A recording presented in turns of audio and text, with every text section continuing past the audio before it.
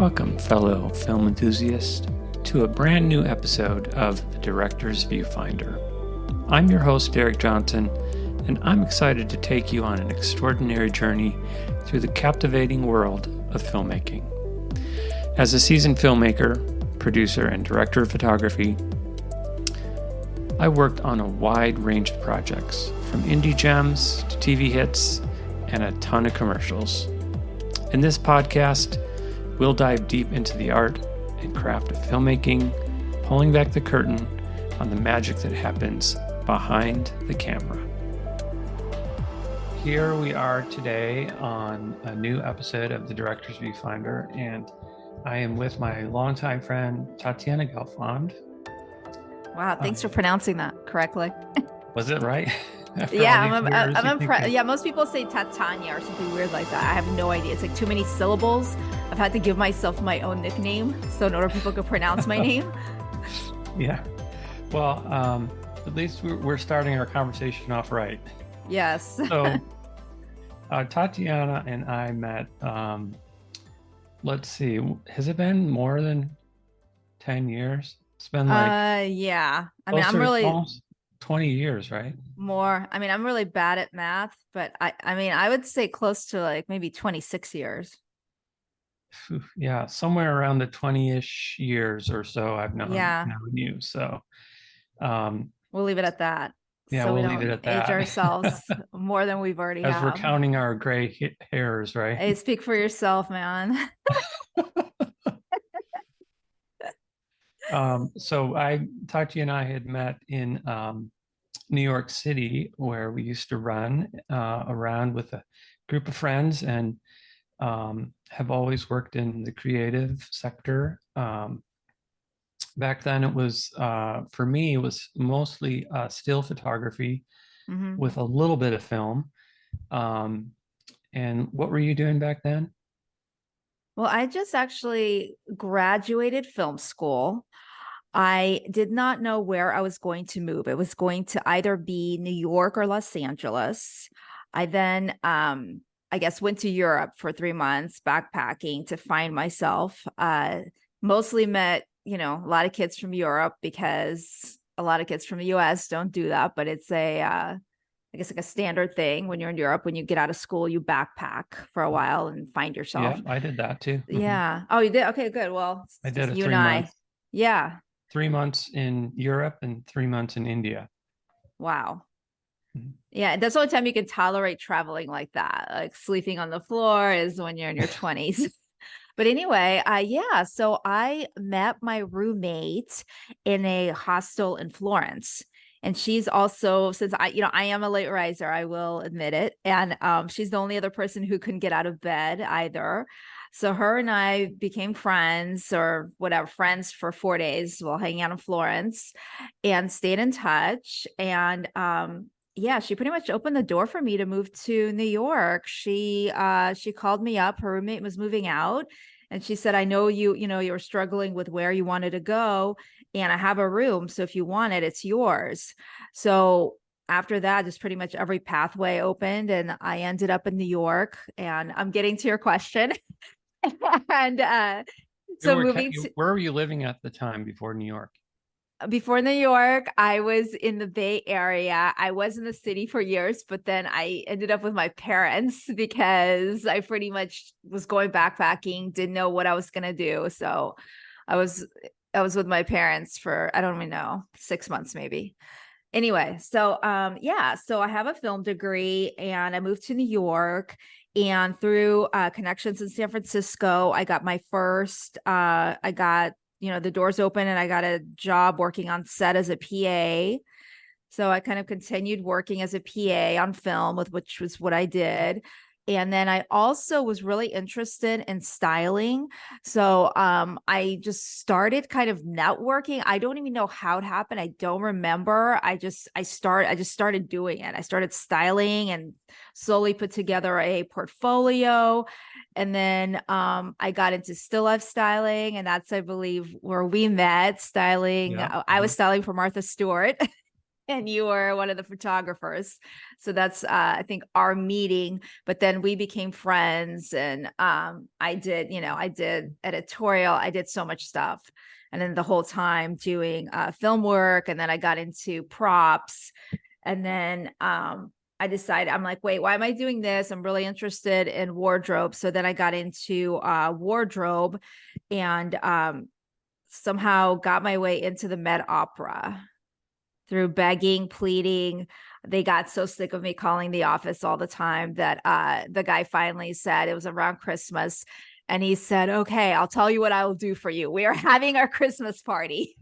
War and Peace is coming to the Met Opera. We'll need at least 90 wardrobe dressers. So if you can get down here right now, I will introduce you to the right people. So I was just like, I'm on my way, like last minute, just like it was, I think, snowing, sliding down the rail, running over there. So somehow got into the party, met the person I needed to. He introduced me to everyone. And then from then on, just, worked at the Met, and then continued film and styling and all that. Mm-hmm. That's pretty cool. So it's interesting to think about how, you've developed these early relationships, and how, sort of one thing leads to another. Who's that really rich guy that owns like airlines and stuff? Name is I'm forgetting his name right now, but I saw a infographic of his career path, and it's like he had like 100 jobs before he got to where he was. So it's interesting to think that you and I have been on such a vast journey and had so many different kinds of things come our way. So it's pretty Yeah. cool to hear, because a lot of stuff I wasn't even aware of that, um, that you were doing that stuff. I'm just learning about it now. So cool. So then you were styling, doing, working wardrobe and set dressing and stuff. Um, which that particular skill set definitely um, applies in both still photography and uh, in the movie business.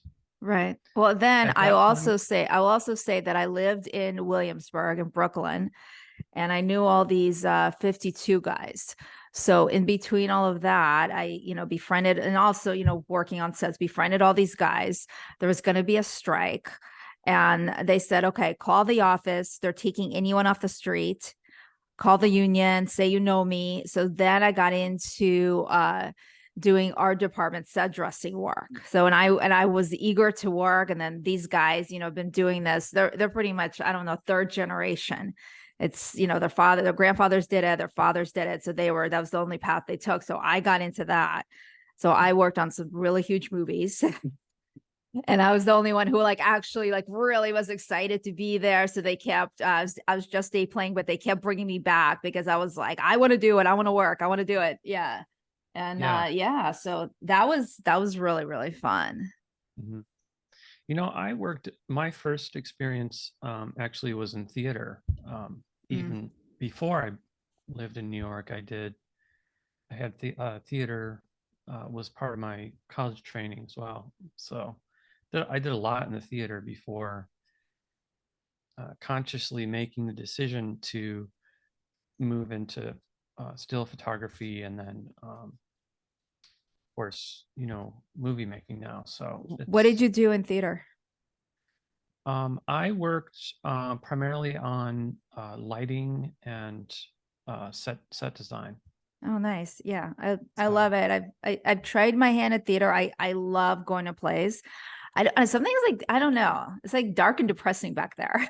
So unless I spent many hours on the catwalk in the yeah, dark, like adjusting yeah. lights. So So unless I'm actually on stage, because I act as well. So unless I'm actually on the stage or directing, then I don't know. But I love plays. I mean, I was just in New yeah. York and saw play. It's, love Mhm. it. Huge fan. Yeah, it's definitely um, it's a different vibe for storytelling for sure, and different.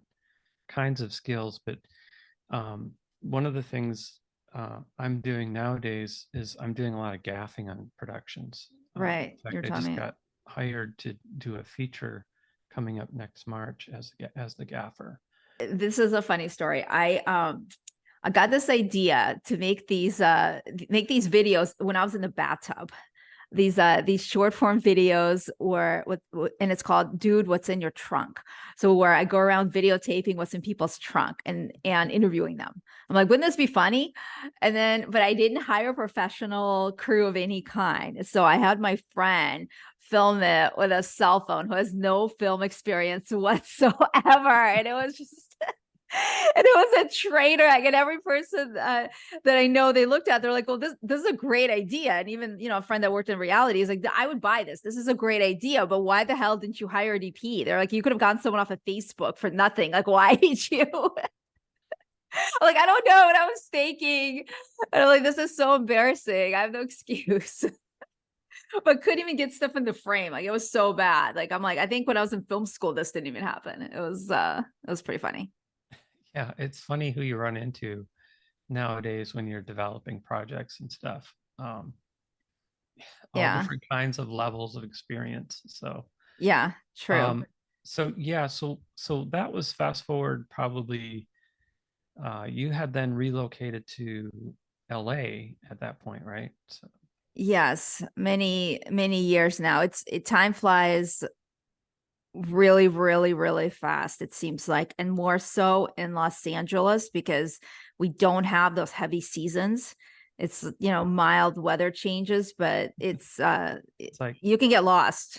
85 and sunny half the year. Yeah. You're Well, like, oh, except last year, but normally, yeah. So you can easily get lost, and you don't have the snow and all that stuff you're used to. So time goes by really fast. And mhm. then yeah, so upon moving to Los Angeles, I got into advertising. So it wasn't I wouldn't say I paid my dues for years. I kind of just started getting into it. I started getting into project management and digital producing. At that point, the digital realm wasn't huge. So they would always put, let's get the new girl on there. So I would always get stuck doing it. So I got very lucky because nobody else had that experience. And then I just gathered it all and just kept moving from place to place. I freelanced for forever just because I could up my salary wherever I went with the new experience. So for me, I was just kind of like, why am I gonna go full time? I could just like be Mhm. here, I don't love it. I'm out and I can keep writing, keep working, because primarily I am a writer. I'm a screenwriter. Right. So let's talk about that, that piece in advertising. Um, so specifically, Los Angeles obviously is home to all the major studios, and Hmm. so they need advertising for their projects. Um, and maybe you can tell me a little bit about that and like what those projects entail, because that's something you got to work on, right? Yeah. So I've gone both ways where I've worked actually at an ad agency that has a studio as a client, but I've also worked for studios directly. Like I worked at NBC directly. I worked at Hulu directly, Mm-hmm. Apple directly. So some things I can't get into obviously because of NDAs. But yeah, I felt like my experience really helped me just because I understand it. And especially when I've worked on short form content. I think one job I was filling in for a producer going to Hawaii, and I literally had an hour training. And basically, all you need to know is, fine cut, final cut, raw footage, graphics done. I'm trained, good to go. It was just like Yeah. riding a bike, just having that background. Mm-hmm. So, Yeah, so it reminds me there was I met one filmmaker one time, and um him and his wife had a company where all they did was make movie trailers, and yeah. that was pretty much all they did. They didn't really do anything else, and they were so busy with that work. I mean, it just kind of made their whole business run.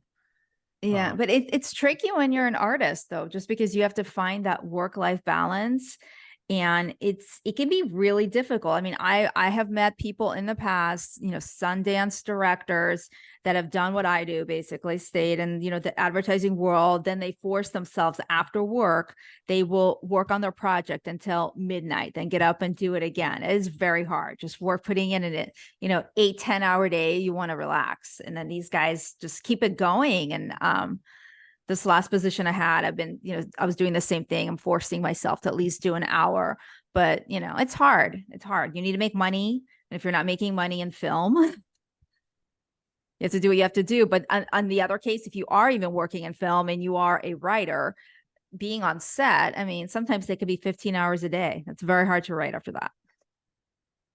Yeah, that's true. I mean, I think I was talking with Stuart Lyons a couple months ago. He's the producer of Breaking Bad. Mm-hmm. I saw him at an event up here, and we were talking about work-life balance, and I asked him about it, and he said it's not possible. It's Just like flat out, yeah, like it's just not possible. Like so. it's it's hard just because you want to do self-care stuff, you want to work out, you want to eat healthy, you want to meditate, whatever it is you need to do to keep yourself mentally sane. But also, I'm an extrovert, so for me, I love going to parties, I love going to events, I just like it. I'm not even trying to network, I just like it. So it's that it's I'm balancing many things. Mhm. Yeah, and that's in fact one piece in our history that we used to do is we used to go to lots of parties back in the Yeah. day. Like like more than two a week, I would say. Um, Yeah, it's a blur, man. It's like, honestly, it's a blur. It was just, yeah, I've lost track. We used to have this I think friend that, one of the things I remember about that, a fun thing from that time period was um, cell phones and oh pagers were still God. in play, but cell phones were just starting to come into play. And I think it was early texting was really more the thing for Well, it us costs then. money, so I didn't want to spend money, so I was like really frugal. It was like 20 cents a text, so I would be very frugal in my answers, and people are like, "Wow, you don't like to text." I'm like, "No, it's just it's like 20 cents a text for me." So I've got to keep it like old days Atari. I mean, like, I got to keep it very simple. And Yeah. then another fun story is that my first cell phone, I got the free Sprint cell phone, but it wasn't even a flip. They gave me this rotary phone. It was this crazy thing. It was huge. It's like bigger than remote control. And I remember, yeah, I was remember the A train. Like, they had these parties where they take over the train, and we were in the A train party. And Mhm. a friend of mine is like, "What the hell? You got this for free?" He's like, "I would buy one. I would take this back. This thing is like a freaking radio, man." It was just so huge. You couldn't even, I mean, there's no way you could even carry that thing in your pocket. It was crazy. Like that and the pager. It was crazy, right? Yeah. Yeah. Well, I and remember oh, go ahead. we all lived in different parts of town. Like Yeah. Well, we were I was in close. We were close. We were all we were close by. close. I was in Brooklyn, East Village for a period.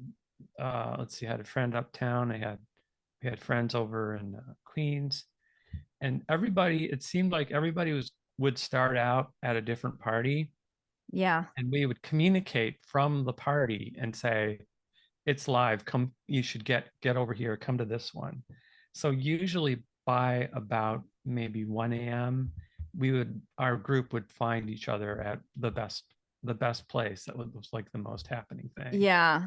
God. So Well, I think those guys are still going to parties. In fact, as mentioned, I was just in New York, and I was talking to everybody, and they're like, "Oh yeah, you missed it. We all went to Rubelot." I'm like, "Oh my God. That place has been around. I don't even know how long. Almost what, 25 years longer, like maybe going on 30 yeah. years." So Hmm. the same group of people, we're all older now, all went to Rubelot for Halloween. I was like, "Wow, you guys." Uh-huh. Yeah. And it's, you know, the advertising of the film is like if you're putting a budget together for a film, Hmm. um, you usually you have like three budgets. You have your development budget, you have your production budget, and then you have your what's called your P&A budget. So Right. the P&A budget is where the advertising falls in, and a lot of independent filmmakers forget about the P&A budget. Um, in the studios, of course, they have the deep pockets, so for them to do a multi-million dollar push on a project is like nothing because they know that that's how the movie will find its success. Yeah. So yeah, I just wanted to mention that because and that's the world that you work in. You worked in quite often as you've worked on these big campaigns that the studios have um, given to the agencies out down in LA for um, for part of the project. So I Right. think And it's it's cool. huge. It's huge. It's actually a media company will also actually you don't sometimes you don't even work with a studio direct. They work with a media company. So they give the media company the assets they want, the assets they order. So you have this giant spreadsheet of all the assets that the studio wants to deliver on a specific film. So it can be quite extensive, like numerous, digital banners, your key art, your poster art, live activations, email campaigns. I mean, it goes on and on. YouTube, skins, things like that. Mhm. That's so cool. It's in filmmaking, there's so many layers to the business, and this is something that we don't hear about very often. That's why I was super excited to talk to you about that because it's uh, you know one of the things I like to say to people is you can never master filmmaking because there's so many things, so many parts, and so many job roles, and they're all so unique. And this piece of it really is kind of its own beast. Yeah. And it's definitely been helpful as far as like putting together my budget, because I definitely think of the PA. I know how important it is. Mhm. But yeah, I've definitely seen films that I'm like, wow, this is a great film. They have absolutely no advertising, like bare bones, nothing. Like they should have put in a little bit in here or hit it with, social media at least. Yeah, for sure. So, so you have you've been working primarily on extended contracts, and then you're Some full times, yeah. sometimes full time, and then you're filling in the gaps, and you're working on screenwriting. Is that right? Yeah, my own project. So I have a feature film that I've written. It's placed, in a couple of festivals. I need a budget. That's been really challenging. Mm-hmm. Oh my gosh, what else? Yeah, I've written numerous specs for TV, things like that.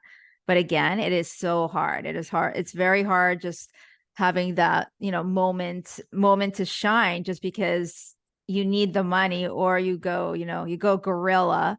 But that's been hard for me just because I am a perfectionist. And with the beta videos I told you about where I was like, oh my God, I wish I put money into this. Like, I don't want to put this work forth that's, it's not going to be filmed well, or it's, Mm-hmm. it's going to suck or not edited well. So, I'm just, I guess getting ready to, I don't know, jump off the cliff, just do it anyway. Praying the money will come, but it's hard, a lot of people, and especially in this economy right now, that is, it's a whole other level of low right now. Inflation, everything going on. People, don't want to put money into things. It's hard.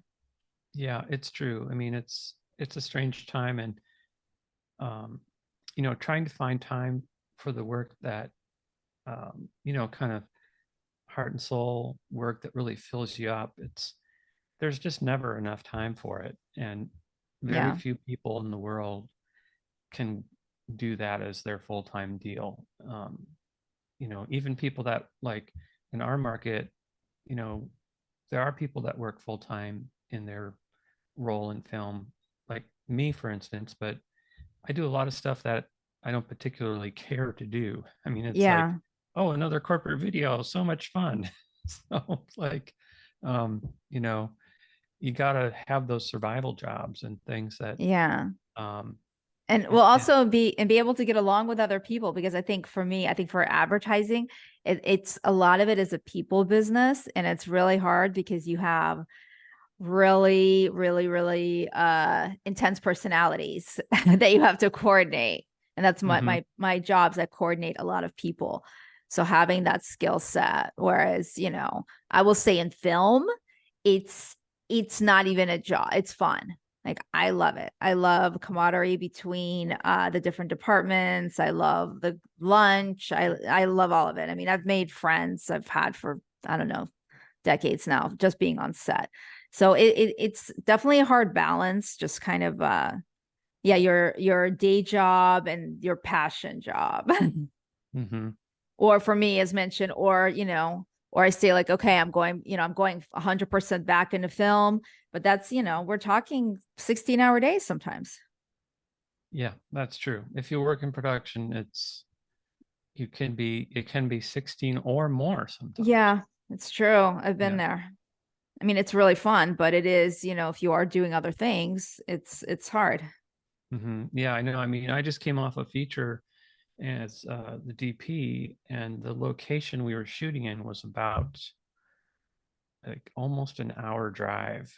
Yeah. And some of the call times were like 5 a.m. So if we did average day for me was about 13 to 14 hours. So then you add in 2 hours of driving. So you're really looking at Yeah. 16 hours. So Well, the it's also turnaround is a pain with that well, load. also the older you get, Hmm. that can be brutal. Like even it's brutal when you're younger, but when you're older, that's just kind of like, I need my sleep. I can't handle this. It's a lot. Yeah, I know. It's like in my house, if when I'm working, it's like it's the given rule is that don't interrupt my sleep, and like know that you won't be having very much access to me during that time period, because Yeah. it takes a lot more to get through those days now than it used to. Well, at And least for you're me married, also, but can you imagine trying to have a relationship if you're not married, or trying to date with that kind of schedule? oh yeah, I know it's kind of a nightmare. So it's like if you wonder why a lot of the celebrity marriages don't last very long, or they have so many. I mean, it seems likely that it's the nature of the work. So, Or they meet someone else on set. I mean, I actually heard this from an actress that wasn't a long-term relationship, but then her scene partner, they had a lot of, heavy love scenes, and then ended up dating her scene partner and mhm. left the other one. It's definitely interesting to see. And I've also heard I've heard the opposite, where people have made a choice not to do scenes like that, or not take projects like that, where that was going to be involved if they're married. Oh yeah, for sure. Yeah, I can imagine. So, um, and for a long time, they didn't even have like intimacy coordinators on Yeah. projects. It was kind of left up to the director and the actors and maybe the producer to like sort all that stuff out. So, Yeah. uh, but anyhow, I was thinking like, so now that you've been in LA for a while and pretty ingrained there in the culture, you said that you're still going to parties. So um, give me kind of a like a 1 minute view of what that's like. What are the parties like? What are they for? That kind of thing. Oh, it varies. Like sometimes I'll do fashion stuff, and then it's mostly what I'm interested in. Definitely not like the old days where, we used to basically that's Derek and I have known each other, like as mentioned, many, many, many years. And back in the old days, I think a lot of these things you were basically eating and drinking for free every night. So you're going to all these parties, all catered, and there's your dinner right there. Now Which it's more award season. It's more I'm more picky with, what I do. So I just went to something for Air, which was really good last night. I actually have not seen the film yet. And, since the strike is over, it's now the award season is hitting off full force with stuff that wasn't even, they're holding back and releasing because of the strikes. So now, so now all that stuff's just releasing. Actors are now speaking. They have budgets. They're throwing, they're throwing the parties, and it was So really like when good. a movie releases in LA, they actually do sort of like an opening party. They either do an opening party or, because I am in SAG-AFTRA, they'll do a screening for the members just because there's the SAG Awards. So Uh-huh. they will have during award, that's what award season usually means. So they'll have parties for voting members, and then they usually have room. So they will invite SAG-AFTRA members or members from different guilds to go to these screenings. Hmm. Seems like a good place to do some networking as well. Yeah, but honestly, I don't have that intention when I go. I think for me, it's just more organic who I meet. I I don't know. I don't think I have the patience for it anymore. I think I'm just a really organic type of person now, where it's just I click with people naturally, and I think the people that I gravitate towards are the people I'm meant to know Mhm. is my thing. So I just try to be really, genuine. I won't Yeah, speak for LA culture, but I try to be as more genuine as I serendipitous. Yeah. can wherever I am. More serendipitous. Yeah. Yeah.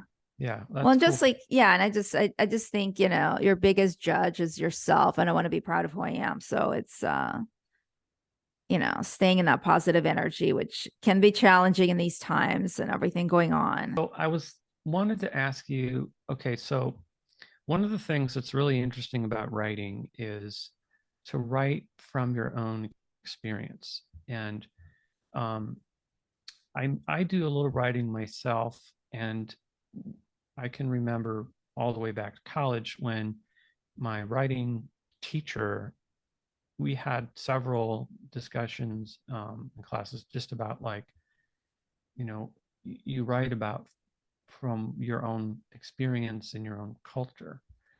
And that can oftentimes lead to the best stories and the best writing. So, one thing you mentioned to me earlier was that you have a script that you wrote about going to parties. Oh yeah. Well, it's not so much going to parties. It's about the party scene in the 90s, just late 90s, just that whole culture and, group of friends in that time. So, yeah. I mean, it was really fun to write, and a lot of projects are challenging, and then a lot of them are just fun, and I laugh. If something makes me laugh out loud, I know it's funny. Right. And then I don't, and it's interesting. My work tends to be a mixed bag. It will be based on, sometimes it'll be somebody I know, and I kind of put them in a situation like, what would this person do in this situation, given this situation, that personality I know. And other times I will completely make up a character, like non-existent, completely fake character. But I think when you write, I think everyone is you in a weird way. Hmm. Every single character in there is like a tiny part of you. Yeah, it's a different side of yourself. Yeah. Yeah, that's kind of a cool way to think about it as well.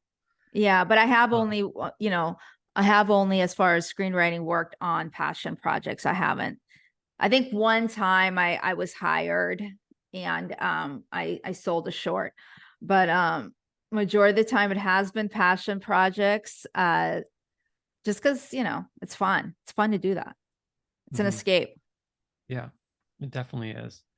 And so, what are your plans? So you have this project that you'll hopefully produce someday, which I Sooner would than love, later. which I can't wait to read, by the way, Yeah. um, because I think I was even one of the characters, right, in that.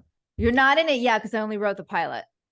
Okay, right. So Long, not in, yeah, I'll not come in in this later. Yeah. episode. Yeah, if this gets well, this project is something I'm trying to sell. So I'm going to pitch this project to be sold.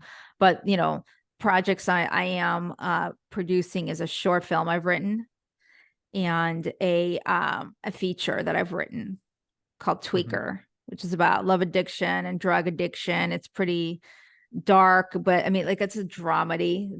Again, my sense of humor tends to be dark. So things, I'll be like, oh my God, this is so ironic and funny. I think somebody else would be like, oh my God, this is horrible. How can you laugh at this? So, That yeah. should be like your tagline. Hi, my name's Tatyana. I'm dark and funny. Yes, for sure, for sure. So yeah, I think a lot of the work I do, there tends to be humor in it. It tends to be dramedy in it. I Cool. mean, I think honestly, if we can't laugh at ourselves, what's the point? I mean, like, everything is just the irony of everything. Yeah, absolutely. Yeah.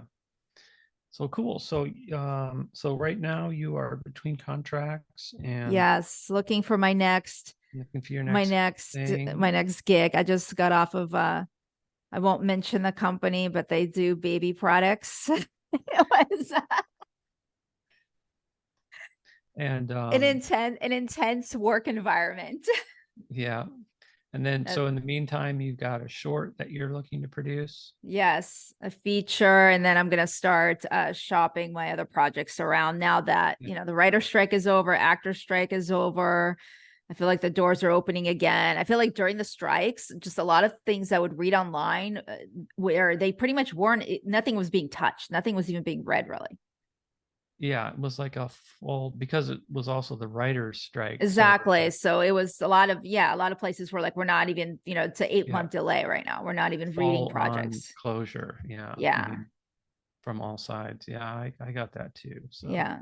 Well, my hope is also that with all the strikes being over and advertising is going to pick up because that business is completely collapsed yeah. And along with the strikes. It's been brutal. I mean, compared to the pandemic, I mean, I so many people are unemployed. It's really hard. And then the budgets have been cut or say they've been cut. So, seasoned people are making a quarter of their salary. It's brutal because they're desperate. Mortgages to yeah, pay. yeah, it's the same in our town.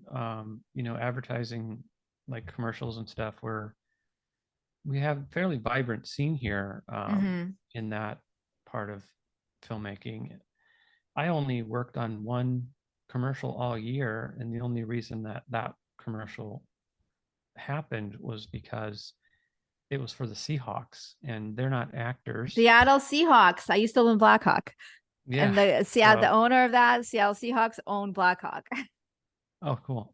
So, yes, but otherwise, some of the people that I team up with for projects here, nobody has worked all year except for that one project, which happened. Yeah, no, it's Yeah. been crazy. Yeah, I had pretty much one job this year. Yeah. That's it. And then now looking for my next one. And it's hard. I haven't brought myself to work for the low rates they're offering now. But I know people who have taken those jobs just about out of desperation, and it's infuriating. I hate to say it, but a part of it is like, I feel like it's like a toilet paper crisis, like some kind of crisis was created. There's no justification behind it, but it just keeps getting worse and worse for no reason. Mm-hmm. Yeah, Yeah. it's just, I think there's some truth in that for sure. So, yeah. And it's just like this, it's just based in fear.